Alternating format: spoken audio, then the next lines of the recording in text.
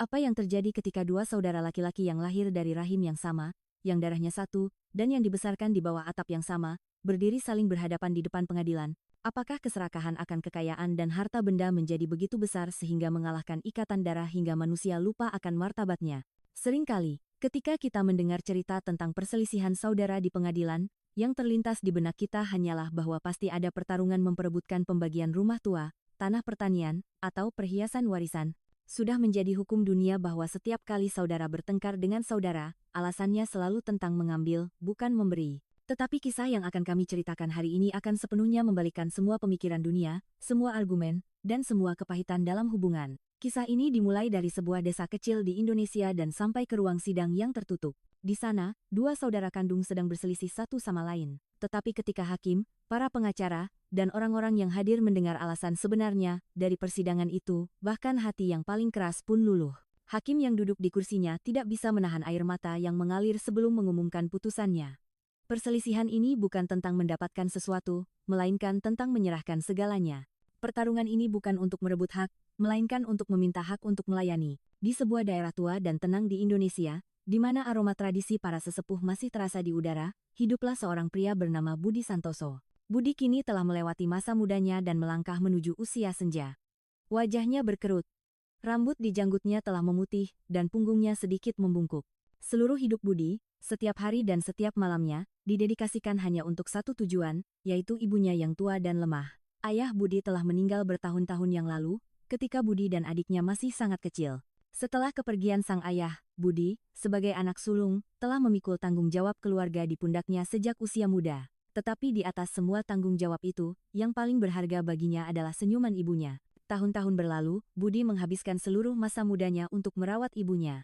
Bangun sebelum matahari terbit untuk menyiapkan air hangat untuk ibunya, memandikannya, mengganti pakaiannya, membuatkan sarapan, lalu menyuapinya dengan tangannya sendiri. Itulah rutinitas harian Budi. Dia tidak pernah menganggapnya sebagai beban, melainkan sebagai ibadahnya. Penduduk desa sering melihat Budi membawa ibunya yang tua di punggungnya untuk memandikannya di bawah sinar matahari, atau di tengah keheningan malam ketika seluruh dunia tertidur, Budi akan memijat kaki ibunya dengan minyak. Usia sang ibu kini sudah sangat lanjut. Tubuhnya begitu lemah sehingga dia bahkan tidak bisa berbalik sendiri, penglihatannya menjadi kabur dan ingatannya pun mulai melemah. Tetapi bagi Budi, dia tetaplah ibu yang sama yang telah mengajarinya berjalan dengan memegang jarinya. Di sisi lain, ada adik Budi. Dia juga seorang pria yang baik dan sukses. Karena tuntutan pekerjaan dan keluarga, dia pindah dan menetap di kota lain. Dia memiliki kekayaan, rumah besar, mobil, dan segala kemewahan dunia. Dia sering datang mengunjungi ibu dan kakaknya. Dia melihat bahwa kakaknya, Budi, kini juga sudah menua. Tangan Budi mulai gemetar. Saudara yang telah mengabdikan seluruh hidupnya untuk merawat ibu, kini tubuhnya sendiri mulai menyerah. Di dalam hati adiknya, ada rasa hormat yang besar untuk kakaknya. Tetapi pada saat yang sama, dia juga khawatir tentang ibunya. Dia merasa bahwa Kak Budi sekarang sudah begitu lemah sehingga dia tidak dapat merawat ibu seperti yang dibutuhkan ibu sekarang. Ibu kini membutuhkan bantuan medis setiap saat dan lebih banyak istirahat, yang mungkin tidak mungkin didapatkan di rumah tua di desa itu dan dengan tubuh Budi yang menua. Inilah pemikiran yang menjadi dasar perselisihan unik ini. Suatu hari, sang adik datang ke desa. Dia melihat Kak Budi sedang memberi minum ibunya, tetapi tangannya gemetar dan sedikit air tumpah ke tempat tidur. Napas Budi terengah-engah. Melihat ini, mata sang adik berlinang air mata. Dia memutuskan bahwa sekaranglah waktunya baginya untuk memenuhi tanggung jawabnya. Dia berbicara dengan Budi dan berkata, "Kakanda, engkau telah mengorbankan seluruh hidupmu, masa mudamu, kebahagiaanmu, semuanya untuk ibu. Sekarang engkau sendiri sudah tua. Engkau juga butuh istirahat. Berikanlah aku kesempatan untuk merawat ibu sekarang. Aku ingin membawa ibu bersamaku ke kota. Di sana aku punya rumah besar, pelayan, dan dokter-dokter terbaik. Aku ingin memberikan ibu semua kebahagiaan yang pantas dia dapatkan di usianya ini." Ketika Budi mendengar kata-kata adiknya, dia merasa seolah-olah seseorang telah meminta jiwanya. Ibu adalah pusat hidupnya. Tanpa ibu, Budi tidak punya eksistensi. Dengan sopan tetapi tegas, dia menolak. Dia berkata, "Adikku, kekayaanmu dan kemewahan kota itu ada tempatnya sendiri, tetapi ketenangan yang kudapatkan dari melayani ibu tidak ada di dalam kekayaan dunia manapun. Selama aku hidup, ibuku akan tinggal bersamaku. Tanganku memang gemetar, tetapi semangatku tidak goyah. Napasku memang terengah-engah, tetapi cintaku pada ibu tidak pernah berkurang." Sang adik pun bersikeras pada pendiriannya. Argumennya praktis. Dia mengatakan bahwa ini bukan hanya tentang ketenanganmu atau ketenanganku. Ini tentang kesehatan dan keselamatan ibu yang lebih baik. Kamu sendirian, lemah. Jika terjadi sesuatu padamu besok, apa yang akan terjadi pada ibu? Aku punya sumber daya. Aku masih muda. Aku bisa memberikan perawatan yang lebih baik. Ini juga hakku untuk melayani ibuku. Selama bertahun-tahun aku memberikan kebahagiaan ini kepadamu. Sekarang giliranku. Rangkaian pembicaraan ini berubah menjadi perdebatan. Para sesepuh desa dipanggil. Musyawarah desa diadakan. Semua orang mendengarkan argumen kedua bersaudara itu, orang-orang terheran-heran. Biasanya ketika musyawarah diadakan, kasusnya adalah tentang sengketa tanah atau penggelapan uang. Tetapi di sini, dua saudara laki-laki bertengkar tentang siapa yang akan menanggung beban ibu, yang tua, sakit, dan tak berdaya. Orang-orang tidak bisa mempercayai mata mereka. Para sesepuh mencoba menengahi. Mereka berkata kepada Budi, adikmu benar. Istirahatlah sekarang, mereka berkata kepada sang adik, pahami perasaan Budi, jangan jauhkan ibu darinya, tetapi tidak ada keputusan yang bisa dicapai. Kedua saudara itu benar dari sudut pandang masing-masing, dan keduanya sangat mencintai ibu mereka. Akhirnya, masalah ini sampai ke pengadilan. 1, 2, 3. Berita ini menyebar seperti api ke seluruh wilayah bahwa dua saudara dari keluarga Santoso akan pergi ke pengadilan untuk saling menggugat. Orang-orang mulai membuat berbagai macam cerita. Beberapa orang berpikir pasti ada properti tersembunyi atas nama ibu, itulah sebabnya kedua saudara itu begitu gencar bertarung. Di zaman sekarang ini, hal seperti itu tidak mungkin terjadi. Pasti ada sesuatu yang lain. Pada hari persidangan, ruang sidang penuh sesak. Semua orang ingin melihat apa yang sebenarnya terjadi. Budi Santoso masuk ke pengadilan. Pakaiannya sederhana, wajahnya sedih, tetapi ada kilau aneh di matanya. Di belakangnya datang adiknya, yang mengenakan setelan jas. Di wajahnya ada ekspresi kekhawatiran dan tekad. Keduanya berdiri di kursi pesakitan. Hakim membuka arsipnya dan membaca detail kasus tersebut. Dia berhenti sejenak, memperbaiki kacamatanya, dan membacanya lagi. Dia pikir mungkin ada kesalahan.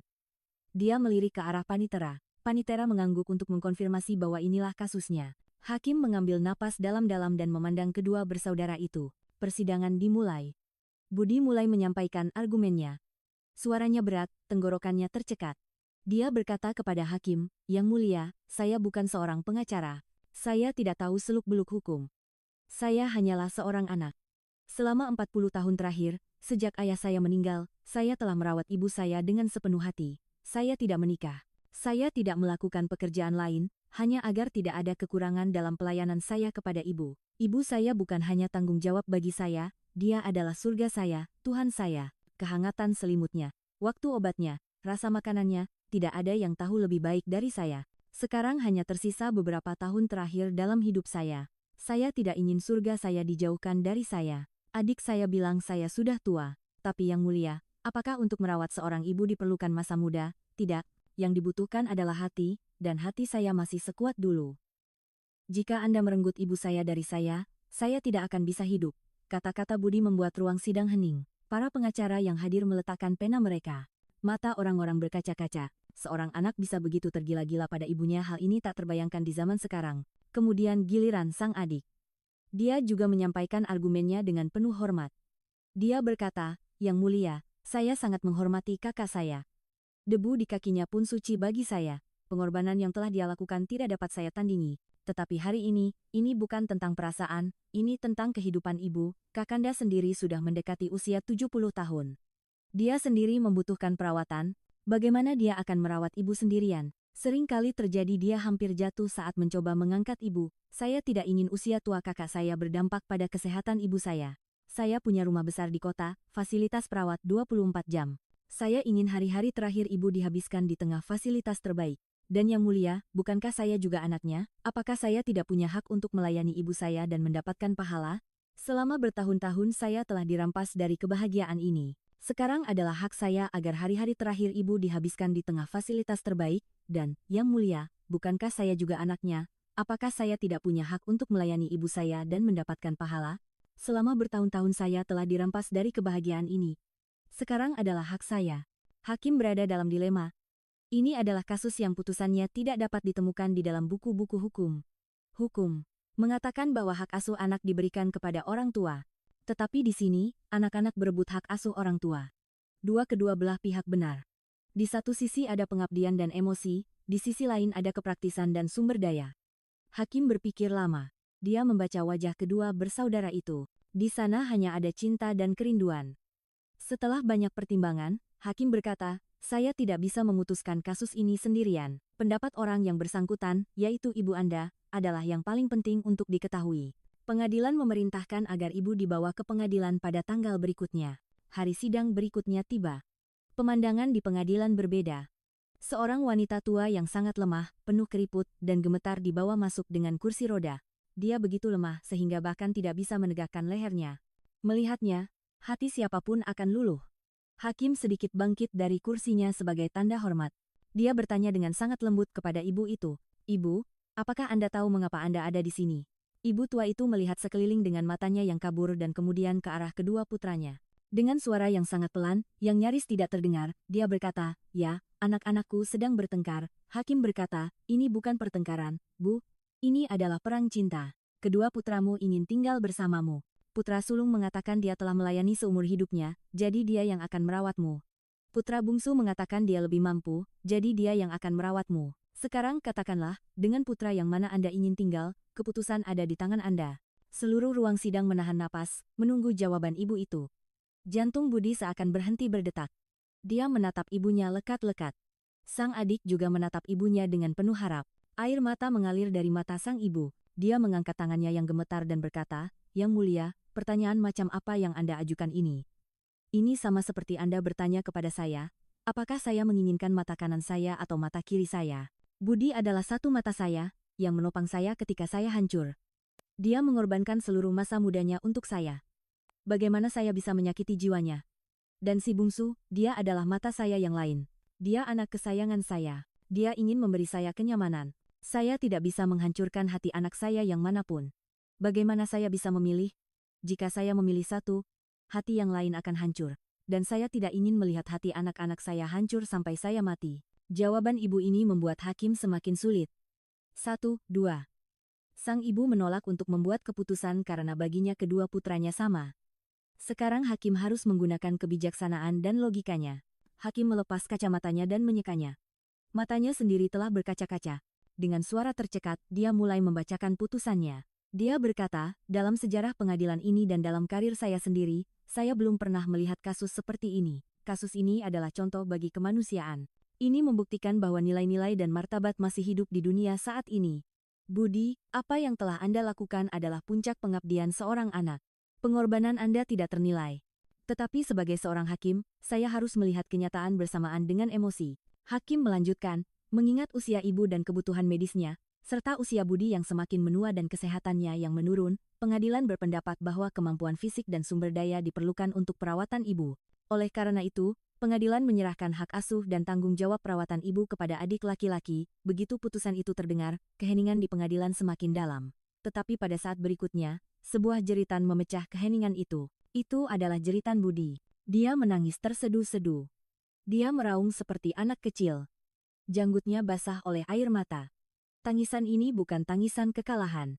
Ini bukan tangisan karena kehilangan tanah atau properti. Ini adalah tangisan karena kehilangan hak untuk melayani, yang dia anggap lebih penting dari napasnya sendiri. Dia merasa seolah-olah nampan ibadahnya telah direnggut darinya. Seolah-olah dia telah dikembalikan dari gerbang surga.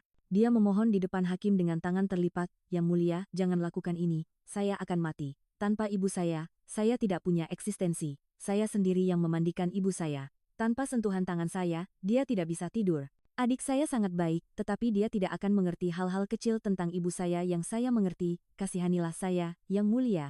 Melihat penderitaan Budi ini, hakim pun tidak bisa menahan air matanya. Dia menangis sambil duduk di kursinya. Mata para pengacara berkaca-kaca. Bahkan para polisi yang hadir pun melepas topi mereka, dan menundukkan kepala. Sang adik, yang memenangkan kasus ini, bukannya bahagia, malah berlari ke arah kakaknya dan memeluknya. Dia juga menangis. Dia memegang kaki Budi dan berkata, Kakanda, engkau tidak kalah.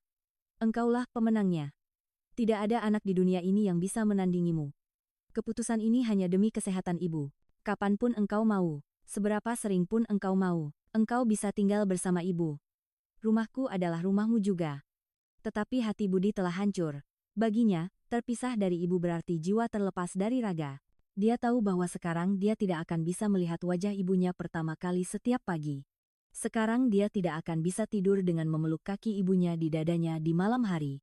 Dia menangis untuk kesempatan yang kini telah hilang dari tangannya, kesempatan yang memberinya pahala surga. Pemandangan ini membuat semua orang tercengang. Di dunia saat ini, di mana orang-orang meninggalkan orang tua mereka yang sudah tua di panti jompo, di mana saudara saling menumpahkan darah untuk sejengkal tanah, pemandangan ini tidak kurang dari sebuah keajaiban. Budi Santoso dan adiknya menunjukkan kepada dunia apa arti kekayaan sejati. Kekayaan sejati bukanlah saldo bank, melainkan nilai-nilai yang mengajarkan Anda untuk bersujud di kaki orang tua Anda. Persidangan di pengadilan telah berakhir, tetapi pelajaran yang dipelajari oleh orang-orang yang hadir hari itu akan terukir di hati mereka seumur hidup. Budi, dengan langkah terhuyung-huyung, perlahan mendekati ibunya, mencium keningnya, dan mengucapkan selamat tinggal.